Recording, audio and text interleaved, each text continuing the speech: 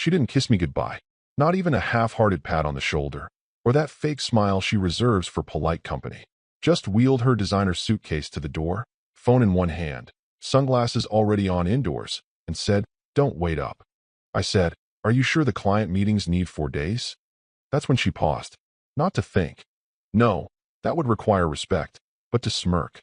That theatrical, chin-tilted smirk she uses when she thinks she's winning. "Stop being so emotional about my work trip.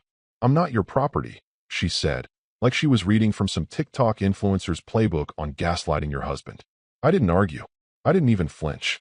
Just replied, "Noted." She left. That's the exact second something broke. But not in the way she expected. No yelling. No breakdown. No pathetic begging or pacing the floor like some sitcom husband. I just stood there, stared at the closed door, and let the silence stretch until the only thing I could hear was the humming of the fridge and the faint echo of her heels in the hallway. Then I turned and walked straight to the study. There's a leather-bound folder on the second shelf, behind a row of old books she never bothered to read. She used to call it my weird retirement stash. It's labeled in silver foil, contingency. I opened it, pulled out a page marked, Phase 1, Containment. Dialed a number I hadn't touched in 4 years. Begin protocol. "She's in motion," I said. That was all. No drama. Just strategy. Within 3 hours, 3 NDAs had been signed by men whose names she wouldn't recognize, and whose silence cost more than her entire marketing budget last quarter. If you're listening to this and you're not subscribed yet, now might be a good time to do it. The support genuinely helps the team keep stories like this coming. Her flight landed in Austin at 6:32 p.m. The client she claimed to be meeting? Out of town until Tuesday. I didn't call her. I didn't ask for photos. I already knew. The joint investment portal, password changed. Subtle, but insulting. Our credit card alert pinged. Hotel Atelier. Not the chain the client booked. This one's more plush. Dinner for 2. Champagne. $23 tiramisu. Room service. I didn't confront her. I updated the access keys to my holding firm and signed over power of attorney to a man who owed me his career. He sent the confirmation doc back within an hour, with a single sentence at the bottom, "About time." That night, I sat by the window and watched her social media slowly fall silent. No check-ins. No story updates. No selfies from the rooftop bar. When she hides, she thinks she's being clever. I texted someone I hadn't contacted since college. His reply came fast. One sentence. Confirmed. He's with her. And then I sent just 4 words to a second contact, someone she has met, but never bothered to learn the last name of. She's in. Move forward. By the next morning, her department head had been offered a private contract. The man didn't hesitate. That job she kept bragging about. It's already been quietly moved under a different division. This isn't about catching her in the act. That's amateur hour. I don't need to see him in her bed.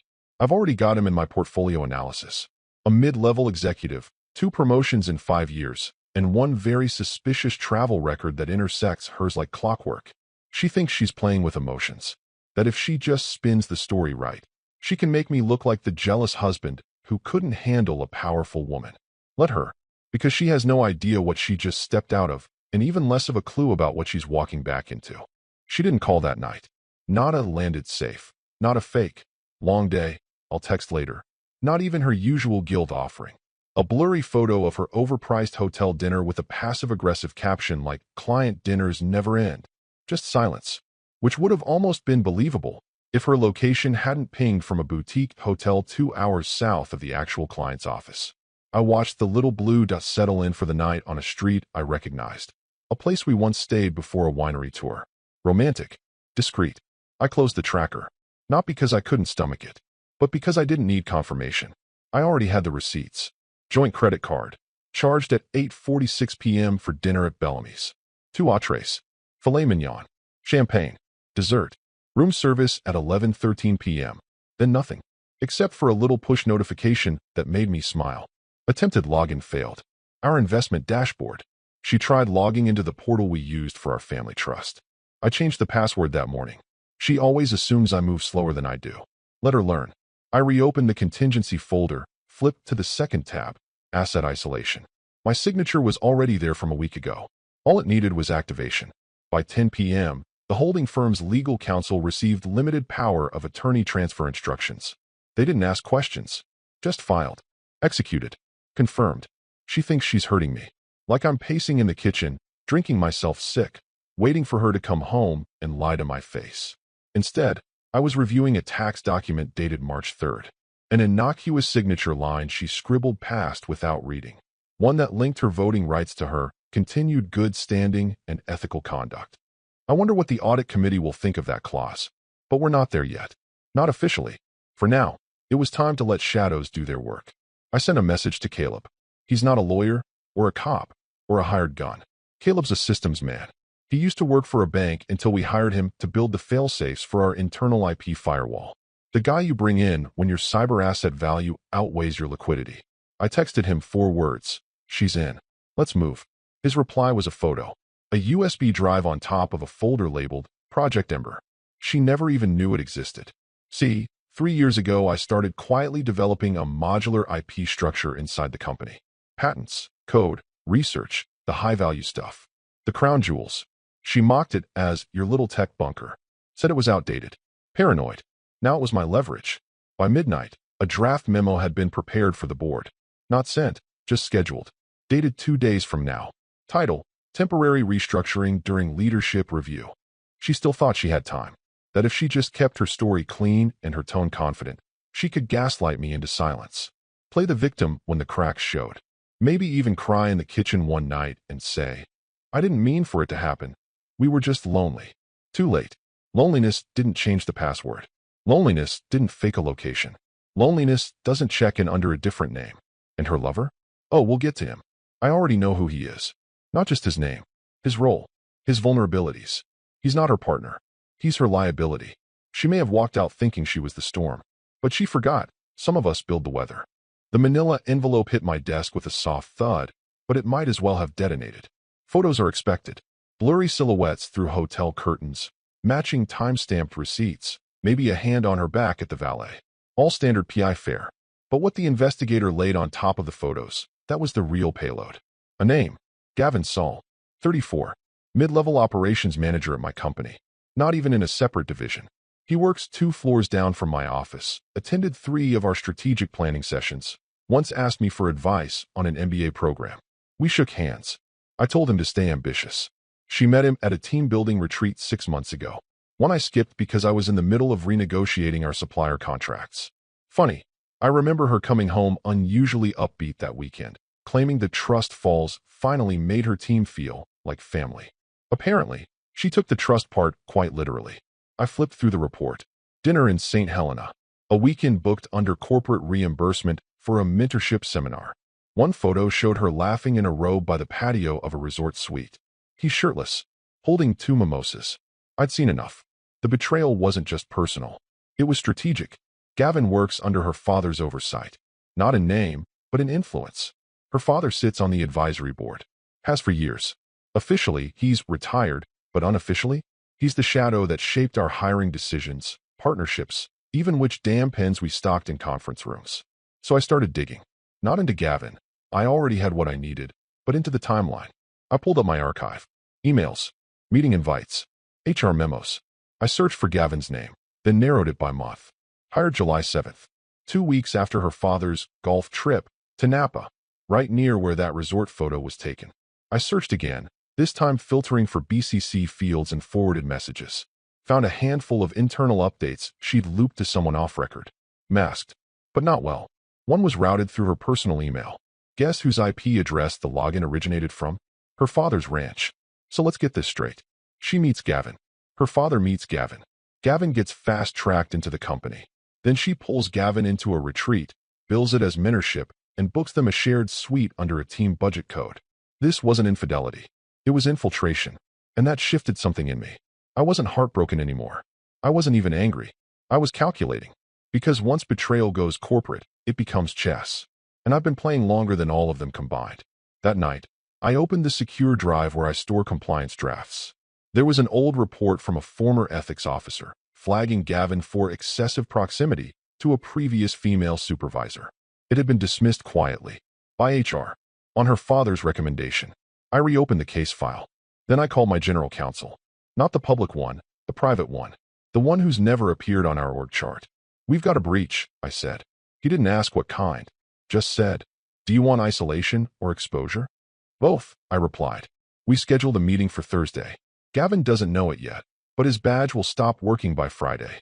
As for her father, well, he's about to learn what happens when the man he underestimated builds escape hatches into every corner of the empire. They thought I'd panic, that I'd fold. But the one mistake you never make in business, or in marriage, is trying to steal from the man who built the vault. There's a door on the 27th floor she's never walked through.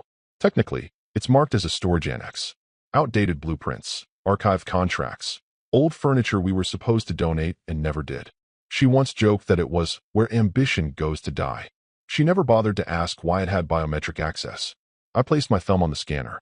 The door clicked open, and the silence inside was cathedral-like. No dust, no clutter, just a long walnut table, matte finished. No centerpiece, no windows. This wasn't for appearances. This room was built for decisions. 3 men were already seated, each with a black folder in front of them. Legal, financial, security, not department heads. Those are just figureheads. These were the ones I hired off ledger. The ones whose compensation isn't in our books, but in my offshore vaults. I sat down and placed a single envelope on the table. This is the trigger, I said. Legal opened it first. Inside, an updated copy of my will, dated 5 months ago. Notarized. Quietly filed. It established the Morton Continuity Trust, an irrevocable entity with full proxy control over my shares. He nodded, slid the document to the financial rep. Inside his folder was the blind trust registration. Already funded. Active. The signature? Mine. The timing? Filed 2 weeks after her team-building retreat with Gavin. He raised an eyebrow. You've been planning this a while. I smiled. I plan everything. I just hoped I wouldn't have to use it. Finally, security opened his file. A new access protocol. Starting Thursday, all internal floor movement would require retinal scan and 2-factor token access. Specific employees, her included, would trigger a passive alert when entering restricted levels. He added quietly, the new chair has already been on board.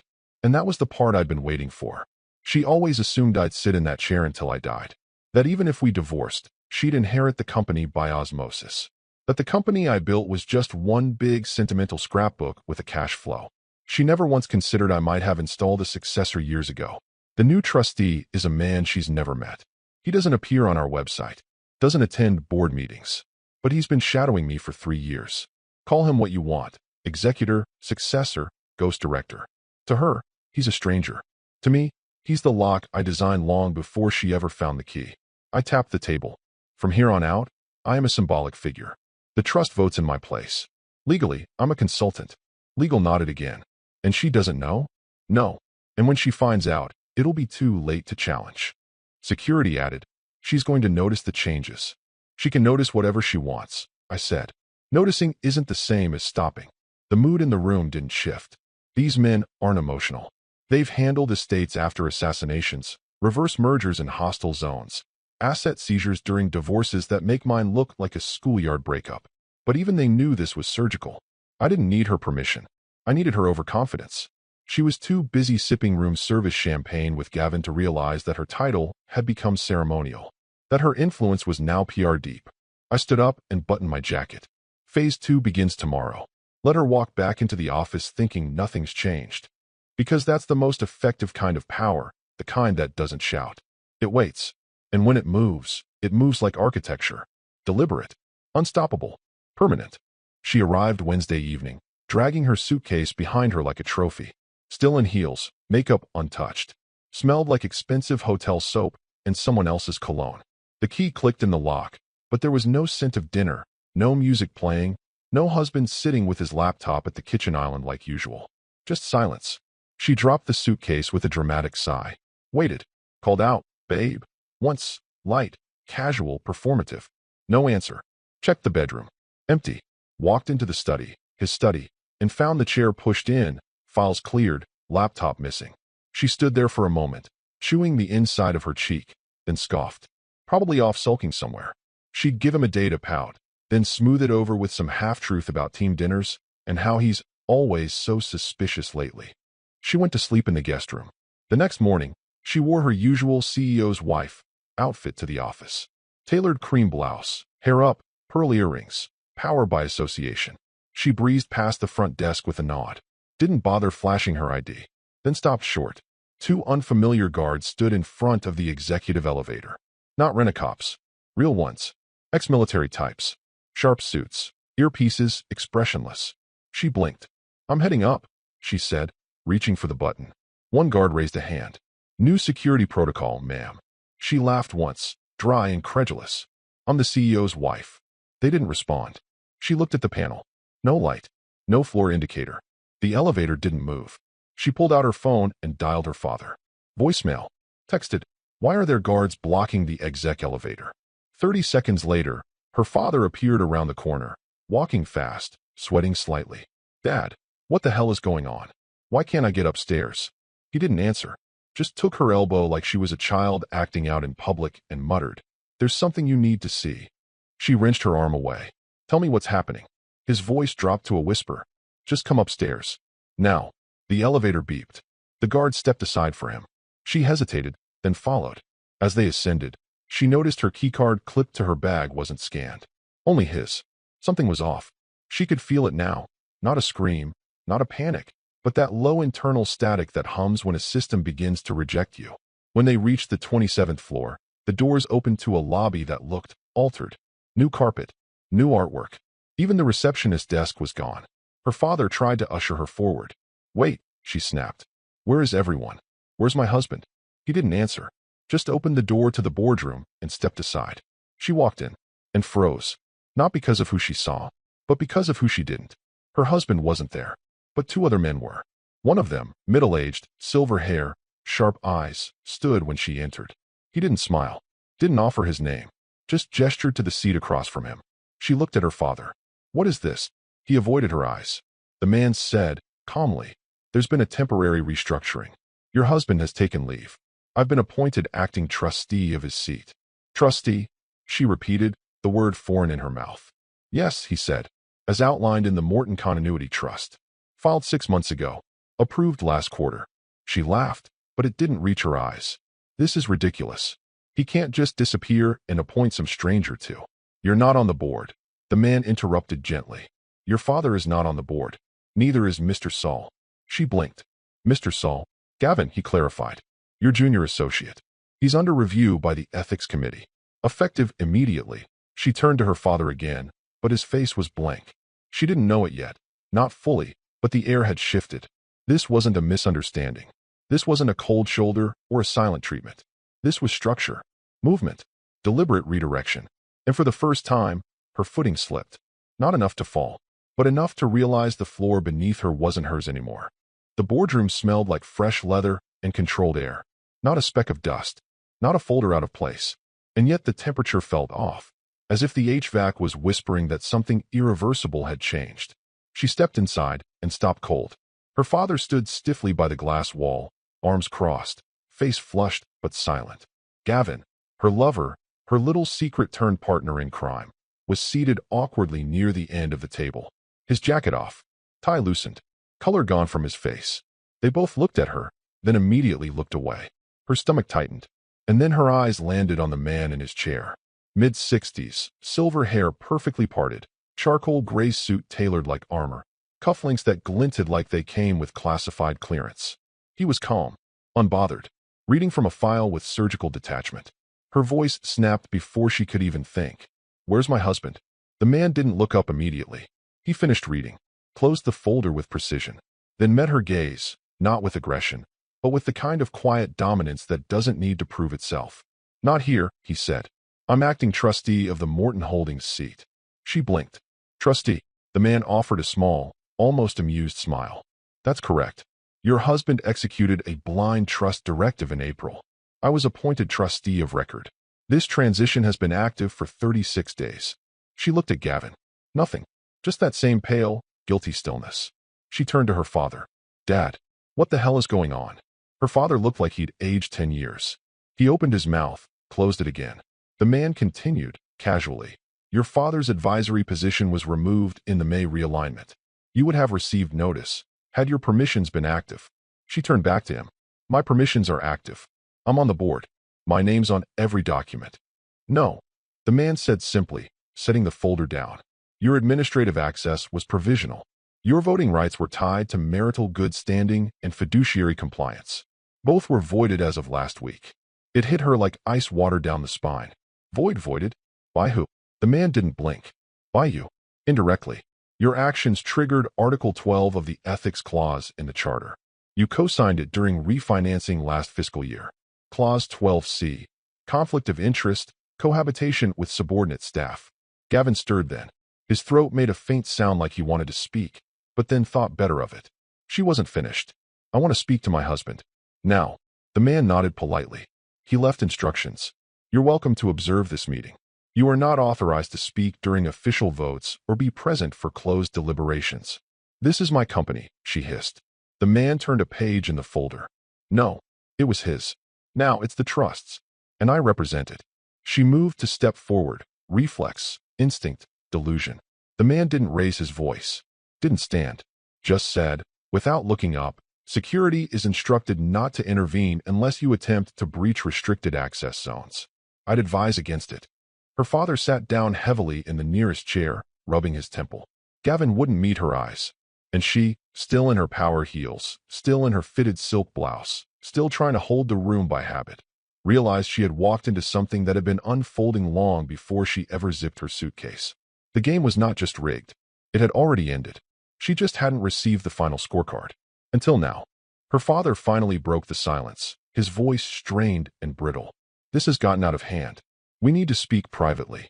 But the man at the head of the table, older, lean, the kind of executive who once brokered mergers in countries without names, held up a hand. No need, he said calmly. Everything's already been reviewed and filed. He slid a folder across the smooth walnut table. Not aggressively, just firmly, like a verdict. It stopped right in front of her. She hesitated, then opened it. The first page, voting record analysis, internal stakeholder shifts. The second, compliance memo, HR anomalies and suspicious delegation chains. The third, a photo. It was her and Gavin at the rooftop bar of Hotel Atelier. She was laughing. He was touching her wrist. Timestamped. Below it, a short memo from internal risk. Relationship confirmed via expense patterns, device geolocation, and unreported overnight lodging claims. Violation of executive conduct protocols, Article 7A and 7C. Gavin made a choking sound. She looked at him, hard. Did you know they were watching us? He didn't answer. His face had gone chalk white. One of his hands twitched beneath the table. The trustee, calm as ever, spoke without raising his tone. Your husband recused himself from the investigation 2 weeks ago. The ethics review was triggered automatically when Article 7 was violated. Given the timeline, no one on this board has the authority to override that. She blinked. You mean? I'm being investigated. Formally, as of this morning, the chairman said. And I'm being suspended? The trustee nodded once. Pending the full results. During this period, your office access will be revoked. Your company credentials will remain inactive. You may submit a formal statement for review. Counsel is permitted. She turned slowly to her father. Her voice, once laced with steel, cracked. Dad. He didn't move. Didn't speak. Just rubbed the bridge of his nose and stared at the tabletop. Dad, say something, she hissed. Finally, he looked up. And in that one glance, tired, resigned, 1,000-yard corporate stare, she saw what she didn't want to believe. He knew. Not everything. But enough. He had known Gavin's name. Knew the whispers. Knew the conflicts. And he had chosen silence. Until it was no longer an option. Because now it wasn't about family. It was about exposure. He wasn't here as her father. He was here to protect his legacy, what little remained of it. She looked around the room and saw what had changed. These men, these suits, these chess masters, once her husband's allies, then hers by extension, were no longer offering her nods, or smiles, or polite fictions. They looked at her like an acquisition gone toxic. Something you quarantine before it infects the rest of the system. Gavin tried to mumble something. An apology, maybe, but she cut him off with a glare. Too late. She was alone. Not in the room. There were bodies everywhere. But alone in the worst possible way. The system she thought she understood, the one she believed bent to charm, to pressure, to her last name, had turned to granite beneath her feet. No amount of pleading, positioning, or posturing would change it. Because this wasn't about betrayal anymore. It was about liability. And when systems protect themselves, they do it without mercy. She stormed out of the boardroom before anyone officially dismissed her. She didn't wait for protocol, didn't sign the ethics notice, didn't make eye contact. Her heels echoed like gunshots across the marble floor, her jaw locked so tight it ached. Her father didn't follow. Neither did Gavin. Back in her office. Technically, still hers for another 12 hours. She slammed the door, locked it, and yanked her phone from her purse. HR didn't answer. PR forwarded her to voicemail. Legal sent an auto-response. Please direct all ethics-related inquiries to the Compliance Liaison Office. She threw the phone onto her desk. It bounced once, landed screen up, buzzing. New notification, inbox, 1, leadership transition and organizational integrity. Subject line alone made her breath hitch. She opened it. An official communication from the Morton Holdings Shareholder Relations Office. Polished header. Embedded company seal. And then, the photo. It hit her like a slap. Her husband, smiling faintly, arms crossed in that signature quiet confidence pose, standing next to the new acting chair. The caption read, Founder's Vision Sustained. Transition Built on Legacy. Her eyes darted down the page. A message followed, crafted in perfect PR speak. Effective immediately, the Morton Continuity Trust has executed a leadership realignment in accordance with Article 9 of the Founders Agreement. This change, aligned with best governance practices, ensures organizational stability, ethical leadership, and long-term asset protection. It was clean, legal, unapologetic. But the kicker? The timestamp. Scheduled send, Saturday, 9:04 a.m. 3 days ago. Before her return. Before her elevator humiliation. Before the boardroom folder. Before any of it. She scrolled to the bottom, hoping, praying, for some sign that this was reactive. Some last-minute scramble to contain chaos. But instead, she saw email tracking data. Delivered to all shareholder recipients, 4 p.m. Opened by 92% within 30 minutes. Top engagement location, Executive Investor Suite, level 28. They had already celebrated. She wasn't even an afterthought. Just a final delivery on a campaign long in motion. Her hands started shaking. Not out of sadness. Not even out of shame. But from the brutal realization that she'd been playing checkers in a room full of chess masters. And the game had ended before she'd even stepped onto the board. She yanked her laptop from its dock, opened Slack. Her team channel? Archived. Her executive comms group? Deleted. Her permissions? Revoked. She tried to access her server drive. Denied. Tried her personal cloud backup. Blocked. She stared at the screen, blinking. Then noticed something in the upper right-hand corner of the email window. Sent to all shareholders at trust.us. Sent last. You. Delivered 4:03 p.m. Her name was at the bottom of the recipient list. She was the last to receive it. That wasn't an accident. It was punctuation.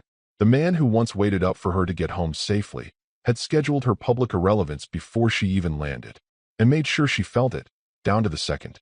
She sat back in her chair, the same one she once bragged about furnishing with Italian leather. It squeaked slightly under her, the only sound in a space that had already stopped recognizing her voice. She ripped open the bottom drawer of her home filing cabinet like it owed her money. Legal folders spilled out across the floor, past tax returns, renovation permits, and the glossy welcome packet from that overpriced Napa retreat she'd dragged him to last year. None of it mattered now. Somewhere in here, buried beneath years of marital bureaucracy and corporate vanity, was the only thing she was still clinging to: leverage. Proof. Something she could wave in someone's face and say, "This wasn't legal. He tricked me. Undo it." She flipped through the contracts, yanking paper after paper from their plastic sleeves with shaking hands. And then she found it. Equity Transfer Agreement, Schedule B Addendum. Refinancing Package. Last year. The one he'd framed as a routine adjustment before the new fiscal cycle. She'd barely glanced at it. He handled the finances. She skimmed the summary page, asked a question about her retained voting shares, and he'd smiled. Calm. Reassuring. It just locks everything into place, he'd said. Nothing changes unless something really extreme happens. And she, balancing a mimosa in one hand and a calendar invite in the other, signed. Now she saw it. Clause 6C. In smaller print, tucked beneath subclauses about dividend schedules and founder rights. In the event of a verified breach of marital fidelity or fiduciary duty, all voting shares transferred to spouse shall immediately revert to the founder. This clause is irrevocable, binding, and not subject to discretionary appeal. Her initials. Neat. Her signature. Looping. Date. Time-stamped. Notarized. Her hand dropped the page like it burned. She staggered back and sat on the cold tile floor, folder still open beside her. The silence in the house suddenly felt surgical, as if it had been waiting for her to discover just how deeply cornered she really was. This wasn't a trap hastily built in rage. This was architecture. Months, years, in the making. She'd mocked his caution, laughed at his disaster prep folders and his obsession with structure, called him paranoid when he used encrypted storage for board documents, rolled her eyes when he double-authenticated their estate planning logins. And while she was busy treating him like a paperweight with a wedding ring, he had been building fail-safes, triggers, legal fuses, not to protect himself from random chaos, to protect himself from her. She looked back at the contract, heart pounding now not with fear, but humiliation. He'd known. Maybe not her exact betrayal, not the who or the when, but he'd anticipated it. Not emotionally, legally, strategically, and she'd handed him the keys, with a pen and a glass of orange juice in her other hand. She whispered the words before she could stop them. He planned this.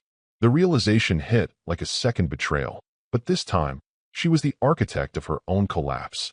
Every step she'd taken, every smug glance across a hotel bed at Gavin, every condescending remark about how her husband would never have the spine to leave, had been permitted. Because he didn't need to chase her down with accusations. He just needed her to keep going. Now the emails made sense. The photo releases, the timing of the leadership transition, the trustee appointment, all of it already filed. And this contract, it wasn't a backup plan. It was the detonator. Signed, sealed, delivered, by her. She didn't sleep. Couldn't. She sat on the living room floor all night, surrounded by paper. Contracts, screenshots, emails, memos. All her weapons, now useless. They stared back at her like tombstones. At 6:43 a.m., she stood up, showered, dressed, not in soft neutrals or elegant blouses, but black. Power dress. Sharp angles. Like armor. Because if they wanted a show, she'd give them one. She drove fast. Parked illegally. Walked straight past reception like a storm in heels. The same two guards stood by the elevator. They didn't move. Didn't nod. She didn't slow down. This time, they didn't stop her. The elevator dinged and opened. Empty. Waiting. Her reflection in the mirrored doors didn't look like a woman who'd lost everything. It looked like a woman about to claw it back. She stepped out on the executive floor to find the hallway quiet. Too quiet. No assistants milling around. No phones ringing. The door to the boardroom was ajar. Inside, her father sat stiffly near the far end. Gavin beside him, hands in his lap, leg bouncing uncontrollably. Neither looked at her. She stepped in. And there, at the head of the table, his seat, sat her husband. Alive. Present. Real. Hands folded. Eyes calm. Posture relaxed. As if this were any ordinary Thursday. She opened her mouth. 1,000 things surged up. Accusations, legal threats, something about breach of marital contract. Maybe even a last-ditch appeal to the version of him she thought still loved her. But before she could speak, he said, "Welcome back. No venom. No mockery. Just acknowledgement.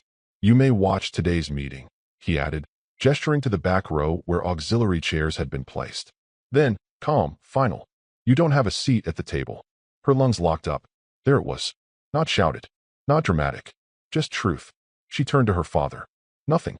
Gavin, visibly sweating now, jaw clenched, eyes locked on a smudge in the wood grain.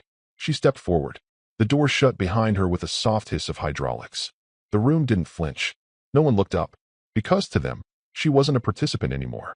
She was a spectator. She moved slowly to the side of the room. Took a seat that wasn't offered. The trustee entered from a side door, nodded to her husband, and began reading from a prepared agenda. Compliance update. Legacy asset migration. Vote on board appointments. Each word felt like a nail. Not in a coffin, but in a door. A door she would never open again. She looked at him, her husband. The man she once called predictable. Weak. The man she thought she could outmaneuver with charm, intimacy, and silence. And he, sitting in his fortress of legality and legacy, didn't even look back. She was breathing, but it felt like drowning. Because in this room, where power once bent to her last name, where she used to flash smiles like weapons and speak with the smugness of assumed permanence, she was just another body in a chair that didn't belong to her. She thought his silence all these months had been passive. Weak. A man too hurt to fight back. But now she saw it. It wasn't silence. It was the sound of doors locking, of signatures drying, of ownership transferring. It was the sound of a plan landing on its final square. And her, left standing at the edge of the board. Just another piece, removed from play.